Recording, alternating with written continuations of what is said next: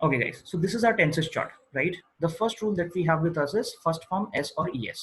So present indefinite का जो rule है, आप ये मान लीजिए कि इसे डिफाइन किया गया, मतलब एक प्रेजेंट फॉर्म से जो वर्ब की फॉर्म्स होती हैं आपके पास में वो क्या होती हैं? You have first form, second form, third form, and ing form. Now, what are the names of these forms? क्या बोलते हैं इनको?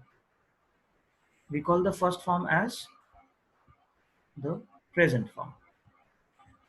This is the present form. All right. Then we have the past form. Second form is the past form. Right. तो ये दोनों forms, first form, present form और past form, second form, ये पूरे प्रेजेंट और पास्ट टेंस में नजर आनी चाहिए. आप ऐसे इसको फिक्स करिए.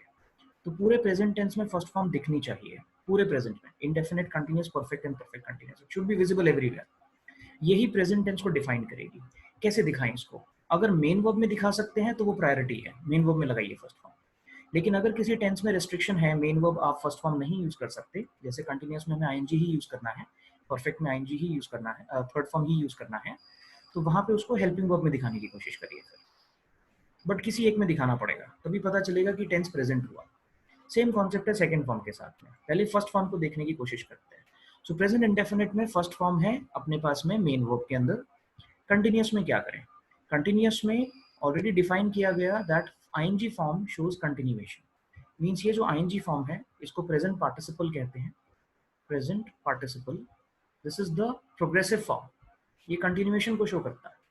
सो कंटिन्यूअस में आईएनजी तो मिनिमम रिक्वायरमेंट है, बहुत सब जगह आईएनजी लगाना पड़ेगा. Present, past, future, ING shows continuation. ठीक है, इसको आप यूनिवर्सल रूल मान लीजिए पूरे कंटिन्यूअस टेंस के लिए. Similarly, in the perfect tense, we need to use third form. Let's say that is the universal rule for perfect tense. Third form shows perfection. Third form को बोलते हैं past participle. Right? So this is third form everywhere. Perfect continuous actually continuous sentence ही होता है, जिसमें perfection हम लोग बता देते हैं कितना हो गया. Means मैं 2 घंटे से पढ़ा रहा हूँ, तो इसमें अभी मैं पढ़ा रहा हूँ है तो continuous ही. कितने टाइम से पढ़ा रहा हूँ? 2 घंटे से, वो एडिशनली हमने बता दिया. तो सेंटेंस तो ये भी continuous ही हुआ. So we have ing form here also. इन तीनों जगह आईएनजी फॉर्म है. ठीक है. प्रेजेंट फॉर्म है हमारी फर्स्ट फॉर्म, हमने प्रेजेंट इंडेफिनिट पे लिख दिया. पास्ट फॉर्म है हमारी सेकंड फॉर्म, हमने यहाँ पे लिख दिया. That's it. अब इतनी चीजें तो पूरे टेंसेस चार्ट में यूनिवर्सली फिक्स कर दी. ठीक है. बाकी सब कुछ डिराइव कर लिया. डिराइव कैसे किया? फर्स्ट फॉर्म आना चाहिए पूरे प्रेजेंट टेंस में, तो जहां मेन वर्ब में नहीं आ सकता वहां हेल्पिंग वर्ब में लगाओ. राइट. कैसे लगाएं हेल्पिंग वर्ब में? उसके लिए भी कुछ जनरल हेल्पिंग वर्ब्स फिक्स करनी है. पूरे कंटिन्यूअस टेंस में बी आपका हेल्पिंग वर्ब बनेगा. मींस बी फॉर्म्स आपकी हेल्पिंग वर्ब बनेगी. Right? B forms.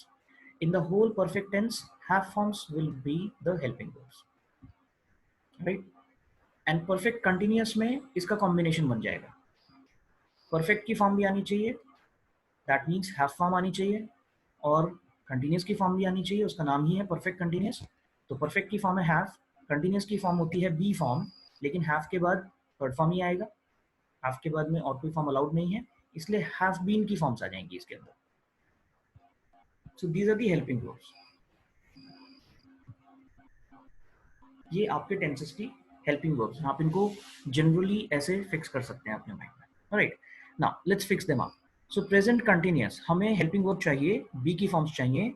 कौन सी फॉर्म्स चाहिए? फर्स्ट फॉर्म एस और एस वाली फॉर्म्स चाहिए, क्योंकि प्रेजेंट फॉर्म्स लगाएंगे तभी प्रेजेंट टेंस लगेगा. तो वो होती हैं इज, एम, आर. ये तीनों ही बी की प्रेजेंट फॉर्म्स हैं. Right. We have is, am and are. These are the present forms of be. Right. Similarly हम लोग परफेक्ट टेंस पे आ गए, हमें प्रेजेंट फॉर्म्स चाहिए हैव की. तो हैव की प्रेजेंट फॉर्म हैव ही होती है, लेकिन एस और ईएस भी ऐड कर दिया तो हैज और हैव बन गया. जैसे यहाँ पे आपके पास में एक ईएस वाली फॉर्म है, एस और ईएस. ये एस और ईएस रूल भी दिखेगा आपको.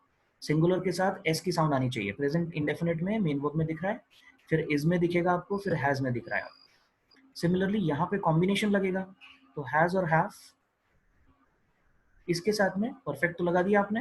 अब कंटिन्यूअस के लिए भी हेल्पिंग वर्ब चाहिए, तो वो बीन आएगा, क्योंकि हैव के बाद हमेशा थर्ड फॉर्म ही आ सकता है, हैव आना ही नहीं देगा किसी और को.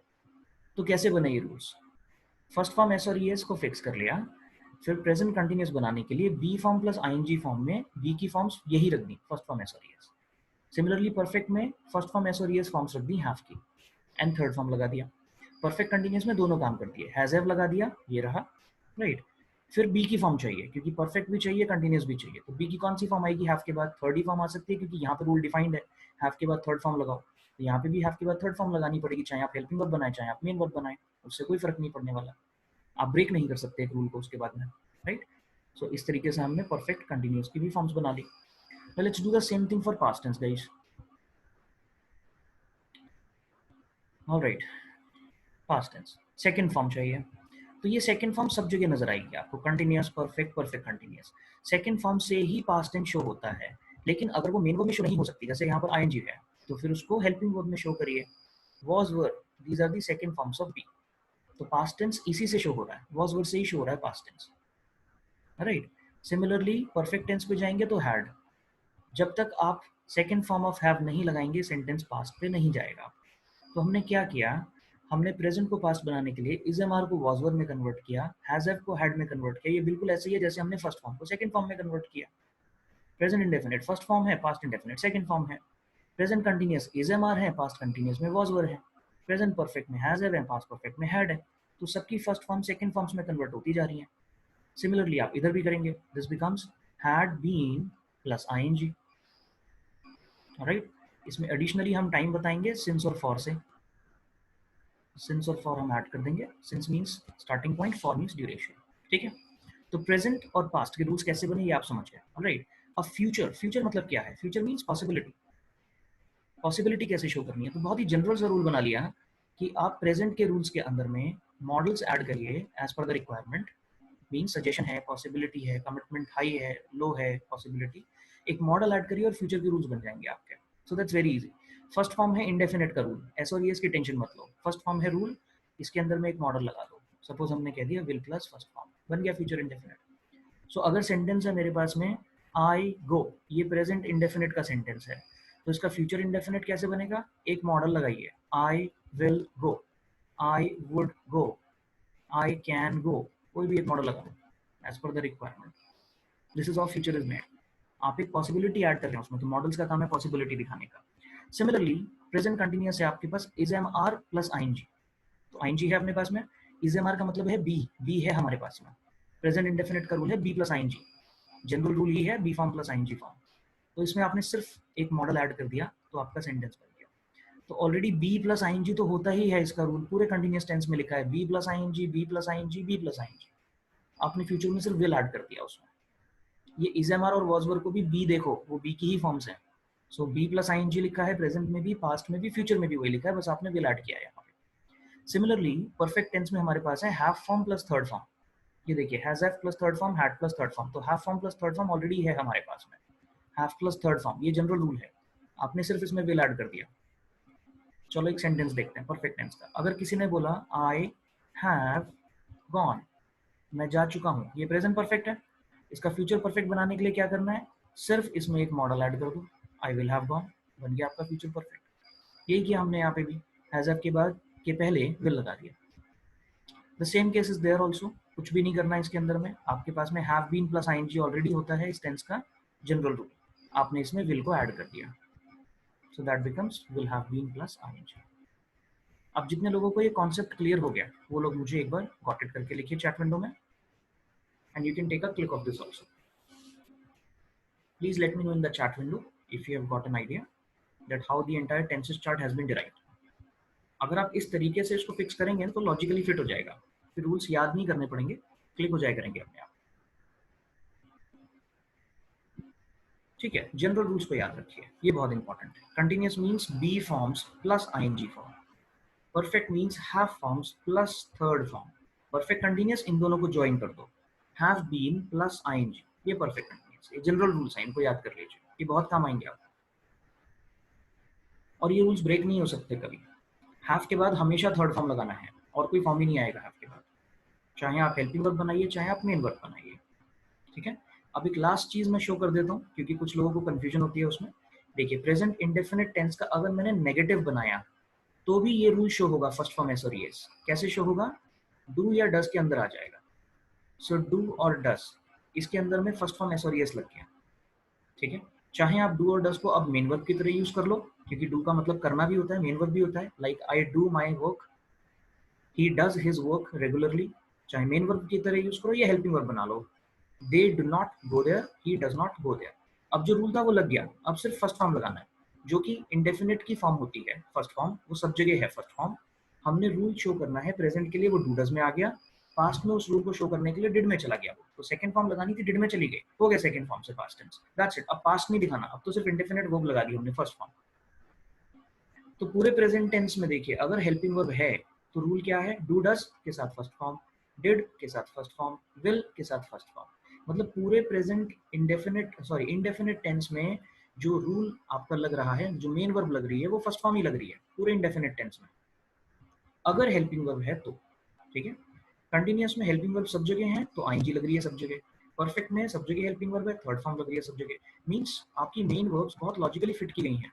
आप देखिए मेन वर्ब्स भी बिल्कुल आपको जनरल फॉर्म में लगती हुई दिखेंगी, सब जगह आईएनजी है परफेक्ट कंटीन्यूअस में, सब जगह थर्ड फॉर्म है परफेक्ट में, सब जगह आईएनजी है कंटीन्यूअस टेंस में, और सब जगह फर्स्ट फॉर्म ही है इंडेफिनिट टेंस में। सिर्फ ये सेकंड फॉर्म वाला एक्सेप्शन आप माइंड में रख लीजिए, इसमें इसलिए नहीं दिख रही फर्स्ट फॉर्म क्योंकि इसमें कोई हेल्पिंग वर्ब नहीं था।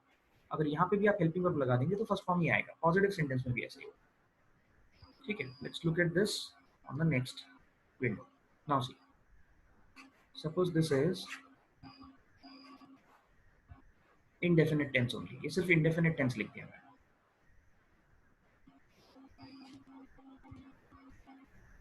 ठीक है, अब indefinite tense में मैं सब जगह helping verbs ऐड कर देता हूँ, helping verbs लगाते हैं। प्रेजेंट इंडेफिनिट में helping verb होगी आपकी do और does, पास्ट इंडेफिनिट की helping verb होती है did, एंड फ्यूचर इंडेफिनिट की helping verb एक मॉडल होती है will would can could, कोई भी लगा दीजिए। इन सब के साथ में लगती है फर्स्ट फॉर्म, सबके साथ मेन वर्ब फर्स्ट फॉर्म। कोई भी सेंटेंस बने, पॉजिटिव नेगेटिव इंट्रोगेटिव, उससे अपने को टेंशन नहीं है। देखो मैं पॉजिटिव सेंटेंसेस बना रहा हूँ पहले, ठीक है, इसका पॉजिटिव सेंटेंस बना रहा हूँ और हेल्पिंग वर्ब लगा के, मतलब डू और डज को हेल्पिंग वर्ब लगा रहा हूँ। सेंटेंस बना, ही डज, मैं नेगेटिव नहीं बोल रहा हूँ उसको, ही डज प्ले क्रिकेट। ये सेंटेंस भी करेक्ट होता है, बट इस सेंटेंस का मीनिंग होता है कि हाँ भाई हाँ वो क्रिकेट खेलता है, ये प्रेशर देके बोला जाता है। तो जनरली इसको तब बोला जाएगा जब किसी से पूछा जाएगा पक्का खेलता है कि नहीं खेलता है, तो आंसर आएगा yes he does play cricket, हाँ भाई हाँ वो खेलता है। तो जैसे ही आपने डज लगाया, अब हमने नेगेटिव नहीं लगाया सेंटेंस में, फिर भी फर्स्ट फॉर्म है हमारे पास में, चाहे आप नेगेटिव बनाइए चाहे पॉजिटिव बनाइए, अगर डज आपका हेल्पिंग वर्ब है तो आपका फर्स्ट फॉर्म ही लगने वाला है उसके बाद। आप चाहे इसको नेगेटिव कर लीजिए, वो नहीं खेलता है, सो ही डजंट, लगेगा प्ले ही उसके बाद में, he doesn't play cricket. Question बनाना है सपोज, तो आपने बोला डज ही, फिर से वही does he play cricket, right. So in this manner you can understand that the moment we use helping verb in indefinite tense we always use first form। तो इसको भी फिक्स कर लो एज अ जनरल रूल कि कभी भी do does did या will नजर आ गए तो फर्स्ट फॉर्म ही बनेगा। अब देखो पास्ट में मैं लगाता हूँ यस ही डिड, ये हेल्पिंग वर्ब बना रहा हूँ मैं, ही डिड गो देयर। इस सेंटेंस का मीनिंग है हाँ भाई हाँ गया तो था वहां पे। जनरली इसको अगर मैं प्रेशर देके नहीं बोलूंगा तो मैं बोलूंगा ही वेंट देयर, वो गया था वहां पे। यस ही वेंट देयर, हाँ वो वहां गया था। किसी ने कहा पक्का गया था तो मैं बोलूंगा yes he did go there, हाँ भाई हाँ जरूर गया था वो। तो ये जो डिड लगाया ये प्रेशर को शो करता है अगर पॉजिटिव सेंटेंस बनाएंगे। सिमिलरली प्रेजेंट इंडेफिनिट में डज लगाने से प्रेशर शो होता है, लेकिन हम जो चेक कर रहे हैं वो ये चेक कर रहे हैं कि क्या डू डज के बाद में फर्स्ट फॉर्म आती है, बिल्कुल रूल तो वही है बस, राइट। फ्यूचर में तो किसी को टेंशन ही नहीं है, yes he will go there, he will go there, right. चलिए, those who have got the point please reply with got it and we'll get back to the topic models. Those who are comfortable please reply, take a clip of this. This is the most important portion that we discussed today, that how the tenses chart has been derived. इसको सीखना था future के rules को देखने के लिए कि future में कोई नए रूल्स नहीं आ गए हैं, वही प्रेजेंट के रूल्स से आपने मॉडल लगा दिया उसमें। Alright, so let me get back to the presentation once again.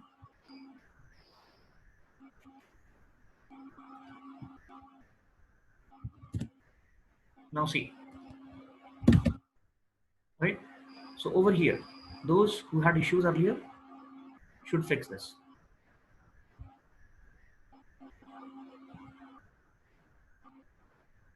Okay, Sumit का क्वेश्चन है कि हाँ भाई उसने ये काम किया है, ये कैसे लिखना है। तो उसने ये काम किया है सुमित, ये प्रेजेंट परफेक्ट टेंस है, इंडेफिनिट नहीं है। इंडेफिनिट टेंस होता है हाँ भाई वो ये काम करता है, मतलब बार बार करता है या करता रहता है। तो आप अगर प्रेजेंट इंडेफिनिट पूछोगे मुझसे तो ये चीज वैलिड होगी, yes he does his work, right, या फिर yes he does complete his work. आप ऐसे प्रेशर देके भी बता सकते हैं, लेकिन करता है वाला मीनिंग निकलेगा। जो किया है वाला सेंटेंस है वो तो परफेक्ट है, yes he has done his work बोलेंगे उसमें आप। जो चीज मैंने सिखाई है वो इंडेफिनिट टेंस के लिए सिखाई है, परफेक्ट वगैरह के लिए ऐसा नहीं सोचने की जरूरत पड़ेगी। सो ये जो रूल्स हैं यहाँ पे, first form, be plus ING form, right, इन पे किसी को टेंशन नहीं होनी चाहिए। सो सबके साथ फर्स्ट फॉर्म लगेगा, इंडेफिनिट टेंस बनेगा। सबके साथ बी प्लस आईएनजी बनेगा, कंटिन्यूस का मीनिंग निकलेगा कुछ रहा होगा, इस टाइप का मीनिंग मिलेगा, राइट। सिर्फ मूड चेंज होता जाएगा। सिमिलरली परफेक्ट टेंस में मीनिंग निकलेगा कुछ हो चुका होगा, परफेक्शन का मीनिंग होगा, और उनका मूड चेंज होता जाएगा। मतलब कोई आपको श्योरिटी देगा हाई, कोई कम श्योरिटी देगा, कोई सजेशन देगा, इस टाइप के मीनिंग्स में चेंजेस आएंगे बस, right. Similarly have been plus ING का मीनिंग होगा कुछ हो रहा होगा किसी टाइम से, आप ये एडिशनली बता रहे हैं उसमें साथ में कब से हो रहा होगा, बट रूल्स यही है बस, रूल से टेंशन नहीं लेने की जरूरत किसी को। तो पूरे फ्यूचर टेंस के रूल्स याद कर लीजिए, वही रूल्स हैं।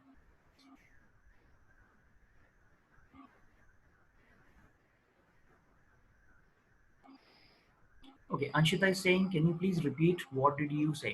How the tense chart has been made? I said, this is how the tense chart has been made. That's what I said. Okay, let me put you on mic, all right? Then you can let me know your exact query.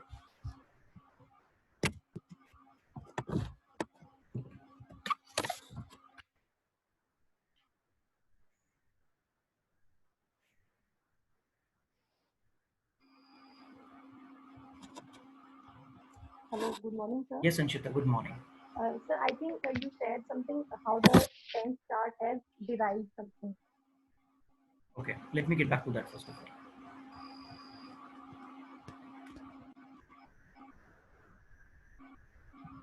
Right. This is the chart which I showed you.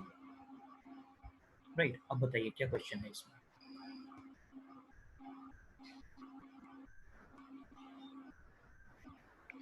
Yes, No, Anshita. sir, the chart is clear for me.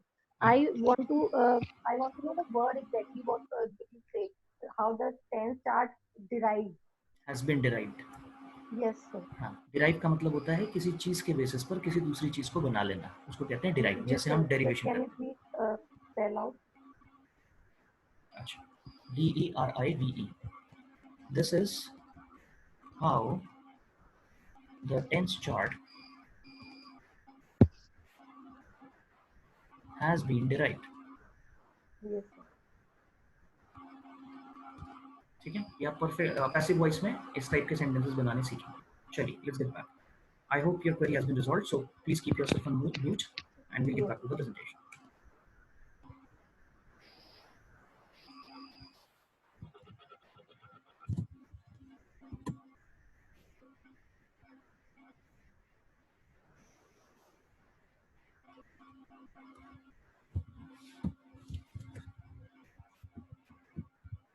All right, guys. So we discussed the models of possibility also yesterday, and today we are going to start with the models of capability or ability. All right. The first one is can. Can का meaning है कुछ हो सकता है, right.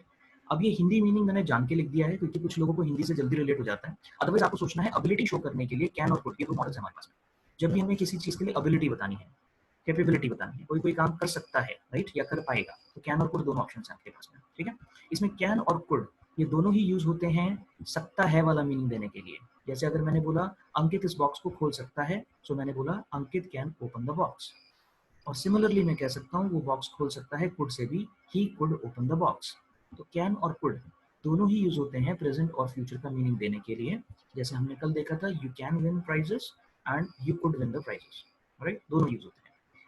अगर हमने past की story बनाई तो हमारे पास में सिर्फ कुड का ऑप्शन है। तो सकता था, कर सका, कर पाया, अगर इस टाइप का मीनिंग चाहिए then we have only could with us, right.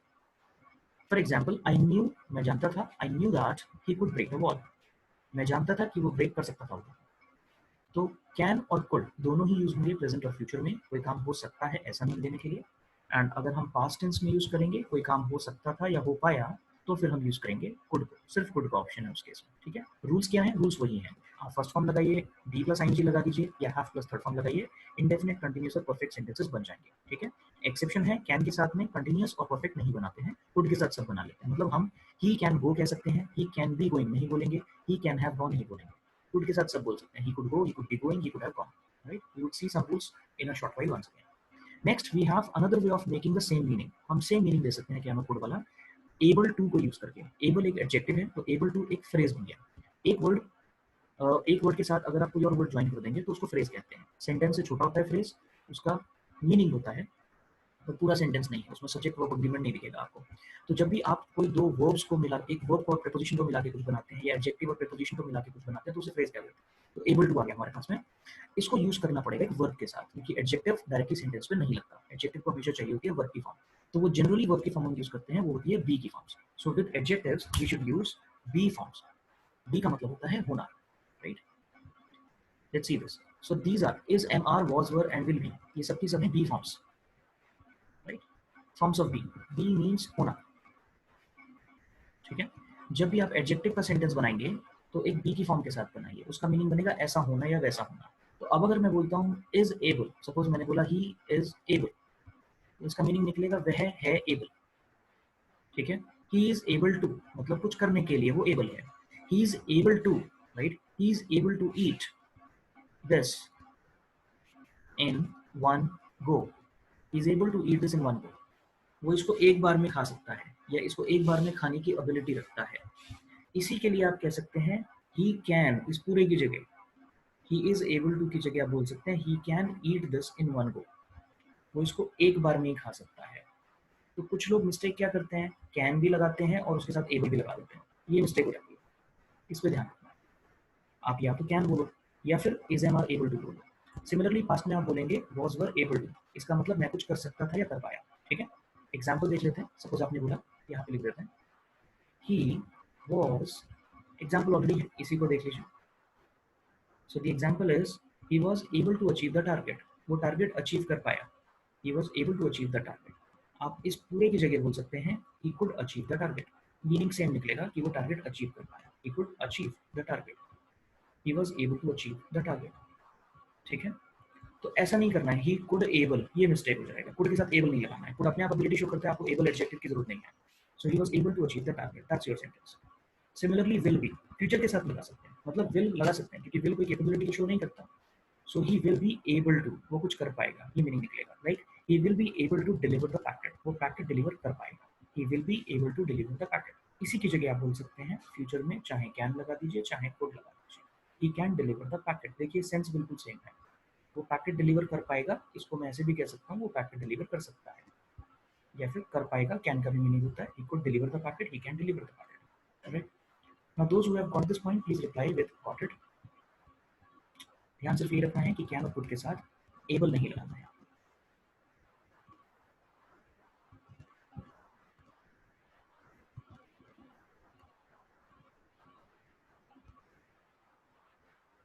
Okay fine, most of you have replied with got it, so we can go ahead. So just fix this, can के साथ एबल नहीं लगता, mistake को दिख जानी चाहिए। Can और able की लड़ाई है। सपोज किसी ने बोला he can not go there, ये तो ठीक है, और ही कैन नॉट गो की जगह किसी ने बोल दिया he can not able to go there, ये बिल्कुल ही गलत है। आप अगर एबल बोलेंगे तो आप इज एम आर लगा दीजिए, he is not able to go there. Okay guys, now let's go ahead.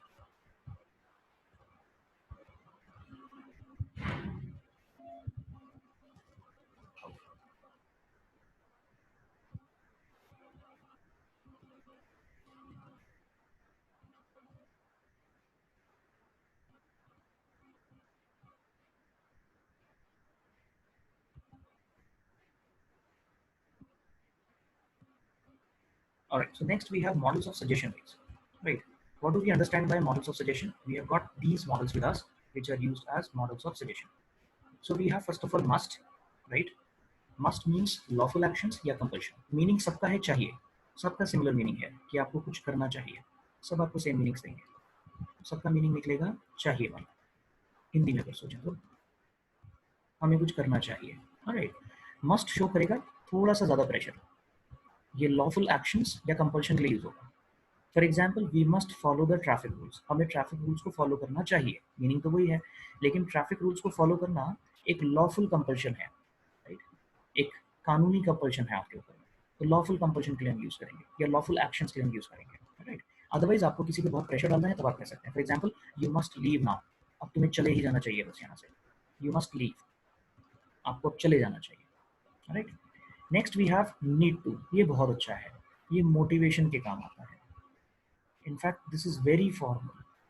आप कभी भी ऑर्गेनाइजेशन में मेल्स को अगर ध्यान से देखेंगे तो आपको शुड की जगह नीड टू लिखा हुआ मिलेगा, मीनिंग वही है, शुड वाला ही मीनिंग है, but this is motivation, it gives motivation. For example, you need to study hard, मैं इसकी जगह ये भी कह सकता हूँ you should study hard, but need to कहने से मोटिवेशन शुरू होता है, you need to study hard, right.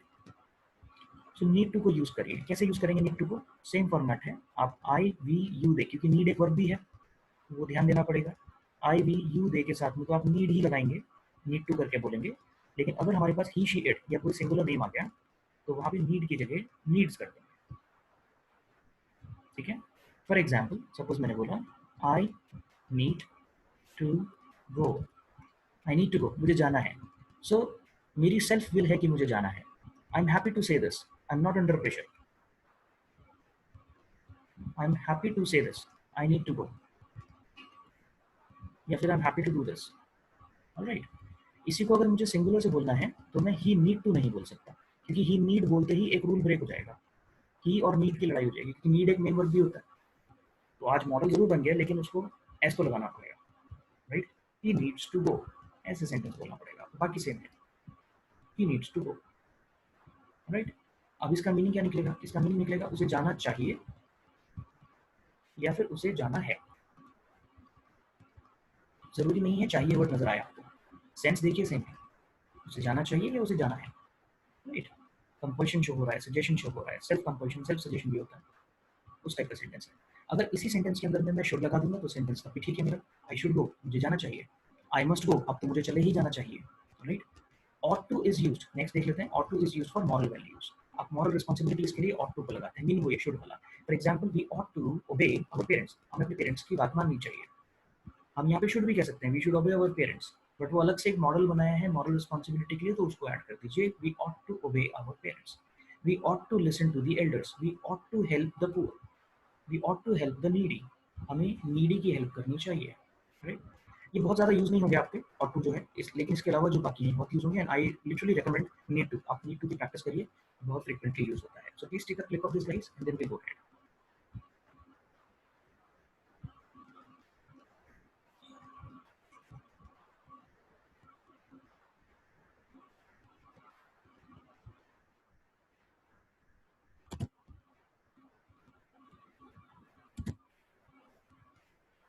Alright, now let's see what next. We can also use have forms to give similar meanings, not exactly same but similar, right? So we can also use has to, have to, had to and will have to, ये कैसे बने, ये perfect tense वाले ही हैं, has have had will have, helping verbs जो दिखते हैं आपको उनमें टू लगा, राइट, ये एक नया रूल बन गया, ये has have plus third form नहीं है, टू लग गया यहाँ पे, and then after that we need to use first form, because to के बाद तो फर्स्ट ही फॉर्म आता है, राइट। So has to, have to, had to plus first form, that's the rule that we have, सबके साथ फर्स्ट फॉर्म लगेगा बिकॉज टू के साथ तो फर्स्ट ही फॉर्म लगता है, राइट। मीनिंग क्या निकलेगा, मीनिंग निकलेगा कंपल्शन वाला, आपको कुछ करना है या करना पड़ता है, so the meaning is of compulsion, compulsion है, प्रेशर है किसी चीज का। Has to, have to means मुझे कुछ करना है, for example, I have to pay an EMI today, आज मुझे एक ईएमआई देनी है, बहुत ध्यान दो फर्स्ट फॉर्म लगा है, ये परफेक्ट टेंस नहीं है, मैं ईएमआई दे चुका हूँ ये मीनिंग नहीं है, वो सेंटेंस बनता आई हैव पेड करके, यहाँ पे टू लग के फर्स्ट फॉर्म आ गया, आई have to pay an EMI today, मुझे आज एक ईएमआई देनी है, या फिर आई हैव टू पे ईएमआई टुडे वर्ड हटा देंगे अगर तो ये मीनिंग भी निकल सकता है, मुझे ईएमआई देनी पड़ती है, तो चाहे वन टाइम एक्टिविटी है चाहे रिपीटेड एक्टिविटी है, दोनों के लिए सेम ही रूल होता है, ठीक है। Let's see the past tense, I had to plus first form, he had to do an overtime yesterday, उसको कल ओवरटाइम करना पड़ा या करना था, दोनों मीनिंग है, he had to do means उसे करना था, या ही हैड टू डू उसे करना पड़ा था, पास्ट में रिपीटेड के लिए भी बोल सकते हैं, यस्टरडे को हटा दीजिए, he had to work for 10 hours every day, उसको 10 10 घंटे काम करना पड़ता था, तो ये प्रेशर नहीं है कि आप वन टाइम वाली एक्टिविटी बोल रहे हैं या फिर आप रिपीटेड एक्टिविटी बोल रहे हैं, दोनों पे वैलिड है। मतलब कोई काम आपने किसी एक दिन करना पड़ा आपको, कोई काम आपको एक दिन करना पड़ा या आपको बार बार करना पड़ता था, दोनों ही मीनिंग्स मिलते हैं। और ये टेंशन तो पूरे मॉडल्स में नहीं होती। मॉडल्स में कोई वन टाइम या रिपीटेशन वाला प्रेशर नहीं होता। फॉर एग्जाम्पल अगर मैं बोलूँ ही मस्ट इन्फॉर्म अस, उसे हमें इन्फॉर्म करना चाहिए, तो एक बार या बार बार, कितनी भी बार हो सकता है, आप एडिशनली वर्ड लगाइए तब पता चलेगा। He must inform us tomorrow, एक बार हो गया। He must inform us every day, बार बार हो गया। तो मॉडल्स के केस में वन टाइम या रिपीटेशन, इसके लिए कोई टेंशन नहीं लेनी होती है, वो दोनों केसेस में ही मीनिंग होते हैं, आप सब जगह यूज कर सकते हैं। डू की थर्ड फॉर्म अफजल कब लगानी है आपको? He had to do, to के साथ कौन सी फॉर्म आती है अफजल, ये सोचिए। अफजल का क्वेश्चन है कि थर्ड फॉर्म नहीं लगेगी क्या? थर्ड फॉर्म लगती है अगर परफेक्ट टेंस होता है, ये परफेक्ट टेंस नहीं है अफजल, ये नया रूल है। This is not perfect tense. Perfect tense होता है आपका हैव प्लस थर्ड फॉर्म, ये एक नया रूल है, टू लगा के बनाया गया है। ये बिल्कुल ऐसा है जैसे मैं बोलूँ आई वॉन्ट टू, मैं कुछ करना चाहता हूँ, क्या बोलूँ इसके बारे में? आई वॉन्ट टू गो, मैं जाना चाहता हूँ। वॉन्ट एक मेन वर्ब है, ये हेल्पिंग वर्ब की तरह भी यूज हो गया यहाँ पे। सिमिलरली आप कह सकते हैं आई नीड, मतलब मैं कुछ करना चाहता हूँ, आई नीड टू गो, तो टू के साथ तो फर्स्ट ही फॉर्म आएगा। ऐसे ही इसी का भाई है आई हैव टू गो, मैं जाना चाहता हूँ, या मैं, मुझे जाना पड़ता है या जाना है। ऐसा ही एक होता है आई विश टू गो, तो बहुत सारे वर्ड से बन जाता है सिमिलर मीनिंग। तो ये कोई परफेक्ट टेंस नहीं बना रहा हूँ मैं यहाँ पे। I wish, I want, I need, I have, ये परफेक्ट टेंस थोड़ी है। टू लगा के मैंने काम बता दिया मुझे क्या करना है, राइट? तो टू को देखो, उसके बाद फर्स्ट फॉर्म लगेगा, ध्यान दो, परफेक्ट टेंस नहीं है। ठीक है, चलिए। Alright, so guys please take a click of this quickly. I recommend that you should go through the recordings multiple times. एक बार रिकॉर्डिंग से सिर्फ समझ आएगा, इतना फिक्स नहीं होगा कि आपके सबकॉन्शियस माइंड में चला जाए और आप उसे मल्टीपल टाइम्स यूज करें। Please take a click quickly, I am going to rub this off, इसका क्लिक लीजिए।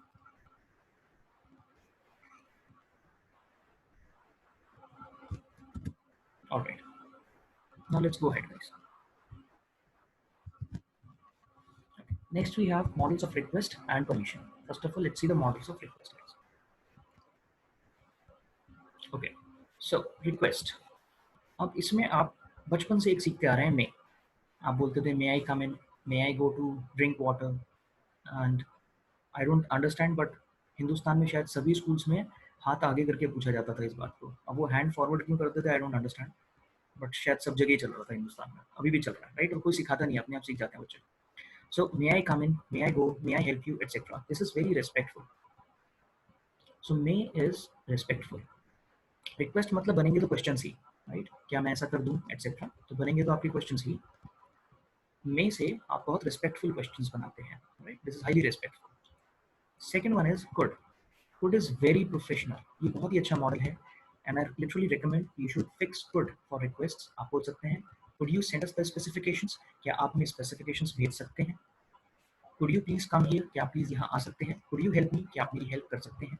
ये बहुत ही अच्छा मॉडल है प्रोफेशनल रिक्वेस्ट के लिए, आप इसको फिक्स करिए, और इनफैक्ट आई वुड सजेस्ट सब जगह पुट करके ही बोला करिए, right? So that's the best one out of all these four. Next we have shall. Shall is also used to show request. It shows casual request. For example, shall we go for a party today? किससे बात करेंगे ऐसे? Suppose आपको अपने friend से बात करनी है, तो फ्रेंड से ऐसे बोल सकते हैं, भैया आज पार्टी पे चले क्या? सो shall we go for a party today? आप इसकी जगह कैन को भी यूज कर सकते हैं, that also shows casual request. For example, can we go for a party today, आज पार्टी के लिए चल सकते हैं? दोस्त के केबिन पे खड़े हैं और पूछ रहे हैं भाई अंदर आ जाओ, तो उसके लिए या तो बोलिए शैल आई कम इन, या बोलिए can I come in, right? अगर आप अपने प्रोफेशनल एनवायरनमेंट में हैं और प्रोफेशनली बात करना चाहते हैं तो आप बोलिए कुड आई कम इन। आप बॉस के सामने हैं, बोलिए could I please come in, please भी लगा दीजिए। अदरवाइज मे आई कम इन, ये तो रिस्पेक्टफुल है ही, इसको यूज करिए। So these two are very good, may and could, they show respect and professionalism. Shall और कैन कैजुअल होते हैं, दोस्तों दोस्तों से बात करनी चाहिए ऐसे, एंड आई एम श्योर अगर आप इसकी प्रैक्टिस कर लेंगे तो ये काफ़ी ईजी लगेंगे आपको, right?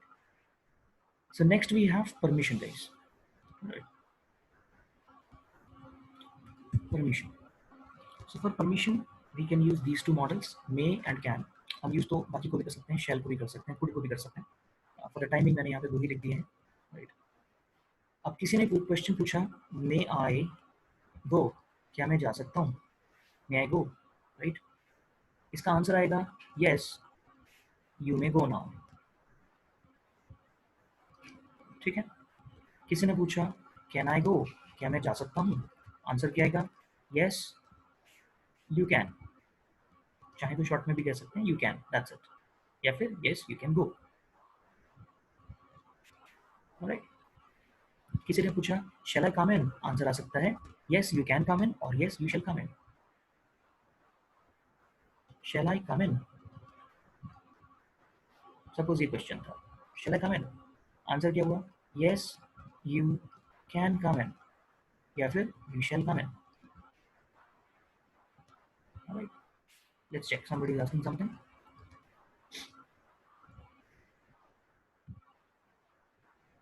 It's okay, Krishna. So all of you are requested to keep your video switched off, on off. We don't need the video right now. You can just look at these links. All right. Okay. So these are the models of permission, guys. आप you may करके बोलिए, ये formal और polite way है किसी को permission देने का. For example, you may go now. अब आप जा सकते हैं, right? You may please go now. आप please भी लगा सकते हैं और polite हो जाएगा. एंड आप जनरली तो बोलते ही हैं यू कैन, आप कुछ कर सकते हैं like you can take the form tomorrow, आप फॉर्म कल ले सकते हैं, ये जनरल केस है, हम जनरली ऐसी बात करते हैं।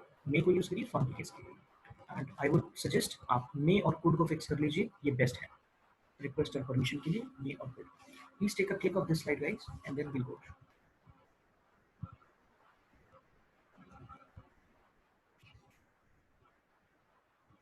आई am erasing this now, I hope you have taken the click. If anybody has got a doubt so far, please let me know. We have discussed the models of suggestion, capability, request, and permission. I can quickly show you the slides that we have covered so far. It's a quick recap that we have done. In the last session, we learned the models of possibility. So these are the models of possibility, guys. All right. What we understood was that with models of possibility, the possibility was decreasing in this order. Will सबसे ज़्यादा possibility देगा, commitment देगा. Then we have would, we have shall, can, could, may and might. Possibility सबकी कम हो रही है. सबके साथ फर्स्ट फॉर्म लगा दीजिए, मीनिंग निकलेगा ऐसा होगा, पॉसिबिलिटी रिड्यूस होती जाएगी। For example you will win the prize, पक्का जीत जाओगे। यू वुड विन, आप जीत जाओगे। यू शैल विन, वो विल और वुड वाला ही मीनिंग देगा। यू कैन विन, आप जीत सकते हो। यू कुड विन, आप जीत सकते हो। यू मे विन, शायद जीत सकते हो। यू माइट विन, शायद ही जीतोगे आप, राइट। श्योरिटी कम होगी तब, right. Next we have models of capability, guys. So today we saw that can and could दोनों का ही मीनिंग होता है, हो सकता है, क्योंकि प्रेजेंट और फ्यूचर सब जगह लगता है। लेकिन अगर पास्ट आया सिर्फ सेंटेंस, तो कुड ही आपके पास में ऑप्शन है, सकता था या सका या कर पाया। For example he can open the box, he could open the box, दोनों ठीक है। I knew that he could open the box, past होगा तो फिर कुड ही लगना है। Is, am, are, was, were and will be, इनके साथ एबल टू लगा के भी हम सेम मीनिंग बना सकते हैं। For example he is able to do this, he was able to do this, he will be able to do this. Can के साथ एबल नहीं लगाना है, ये हमें ध्यान रखना, ठीक है। Alright, next for suggestions this is what we saw. Must, need to, should and ought to. इसमें सबसे ज्यादा आपका अच्छा है नीड टू, बिकॉज ये मोटिवेशन शो करता है। सो यू मस्ट गो, आपको चले जाना चाहिए। यू नीड टू गो, आपको जाना चाहिए, मोटिवेशन आ गया। You should go, normal suggestion है। You ought to go there and help people over there, normal responsibility है, right. Then we have has to, have to, had to and will have to. ये compulsion को show करेंगे, कुछ करना है, करना था या करना होगा, या फिर करना पड़ता है, करना पड़ता था या करना पड़ेगा, राइट। ये सेंटेंसेस बना सकते हैं। I have to pay an EMI, I had to pay an EMI and I will have to pay an EMI. Then we saw request and permission. So may, could, shall and can could be used for permission, guys. May is very respectful, could is professional, shall and can are casual. For example, may I come in, respectful. Could I come in, professional. Shall I come in, दोस्त को बोलेंगे, casual हो गया। Can I come in, casual हो गया, right? Next, permission. We can use may for formal and polite permission, and we can use can for generally giving a permission. Like you may come in, आप आ सकते हैं। You can come in, आप आ सकते हैं, right? So guys, this is what we have done today. In the next lecture, we are going to see how we can implement these models to make stories. So we'll have models for indefinite tense, means past में जाएंगे, story आगे बढ़ाएंगे और models लगाएंगे. We'll have models for perfect, past में जाके story पीछे मुड़ेंगे और perfect tense में model लगाएंगे. Then we'll do a little bit of practice of the perfect tense, like could have, would have, should have, must have, might have, etc. And we'll try to make a story using all these things that we have done so far. So please don't miss tomorrow's session. That is going to be a very important session, and implementation is the most important portion actually. So please don't miss the session. So that's it from my side on this topic, guys. If you still have any doubts, please write in the chat window, or you can contact me on WhatsApp. I'll take care of your doubts, guys. Thank you so much. All the best. Enjoy the rest of the day.